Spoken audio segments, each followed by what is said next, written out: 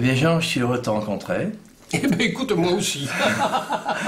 Et je viens de relire le texte de Saint Luc, chapitre 24, et j'aimerais que tu m'éclaires sur ce chapitre. On est un premier jour, mais c'est le soir. C'est le soir, et il ne s'est rien passé.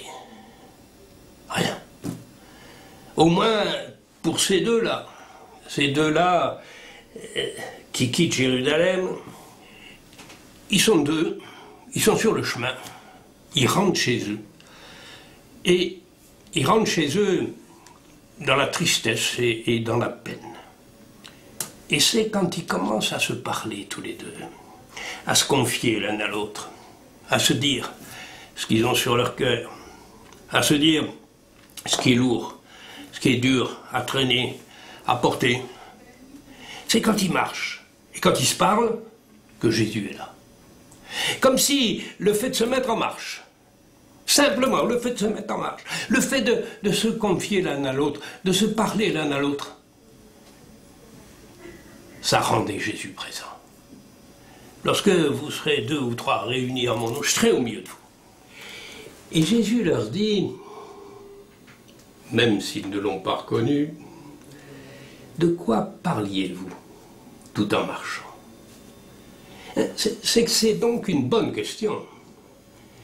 Et ce sont les deux choses. C'est de quoi parliez-vous tout en marchant?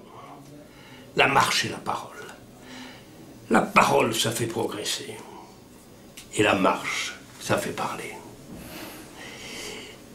Sortir. Pour se parler, il faut sortir. Il faut sortir de soi, il faut sortir de ses problèmes, il faut sortir de ses définitions toutes faites, il faut sortir de ses certitudes, il faut sortir de ses jugements, il faut sortir de ses vies. De quoi parliez-vous tout en marchant? Et les disciples lui disent, tu es bien le seul à ne pas savoir ce qui s'est passé à Jérusalem. Et après ça, lui, il leur dit, qu'est-ce qui s'est passé? Et eux, simplement, vont lui raconter ce qui est arrivé à Jésus de Nazareth, c'est-à-dire ce qui lui est arrivé à lui. Hein? Et vous voyez le chemin qui reste à faire. Hein? Je ne sais pas si vous imaginez, de là où on part. Vous savez, nous autres, aujourd'hui, on est souvent très découragés, on baisse les bras, on dit « Ah, vous vous rendez compte, les enfants d'aujourd'hui, et vous les emmenez dans une église, vous leur montrez Jésus en croix, ils disent « Qu'est-ce que c'est ça ?» Bon. Eh bien, les disciples, les 2 disciples, ils en sont là, ils ne reconnaissent pas Jésus. Et ils posent des questions naïves sur Jésus, à Jésus. Et Jésus les laisse faire, Jésus les prend là où ils en sont, sur leur route, hein, dans leurs paroles à eux. Et leur parole à eux, c'est la détresse. Ils sont pas du tout, mais pas du tout, dans la perspective d'une résurrection. Ils sont avec leur deuil sur ce chemin, et ils parlent de leur deuil.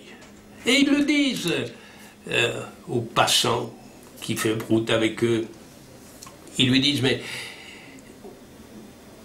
tu sais, ce Jésus, c'était quand même un type extraordinaire, un type merveilleux, qu'on a accompagné, un type qui détenait une parole qui fait vivre, une parole qui donne envie de vivre, une parole qui donne envie de se lever. Et ils racontent comme ils peuvent, avec les mots qu'ils ont, ce Jésus en qui ils avaient mis tout leur espoir, ce Jésus sur qui ils comptaient, sur qui ils s'appuyaient, ce Jésus qui était leur chemin, qui était leur vie. Et puis, patatras, tout s'est écroulé d'un seul coup. On a essuyé d'échec en échec, on a dégringolé de marche en marche, et on s'est retrouvé dans le trou, on s'est retrouvé dans le noir. Et Jésus les écoute. Et Jésus est avec eux pour les écouter. Jésus, c'est sans doute la parole. Mais ça alors, là je le crois fort. La première parole, c'est l'écoute. Quand Jésus est là, en train d'écouter des choses qu'il a vécues lui, hein, ils ont l'air de lui apprendre ce qui lui est arrivé. Alors, il l'a vécu, alors il le sait. Mais il ne rit pas. Il ne se moque pas. Il ne sourit pas. Dieu prend toujours les hommes au sérieux. Dieu prend toujours les hommes là où ils en sont, sur leur chemin, dans leurs paroles. Dieu n'a jamais d'ironie.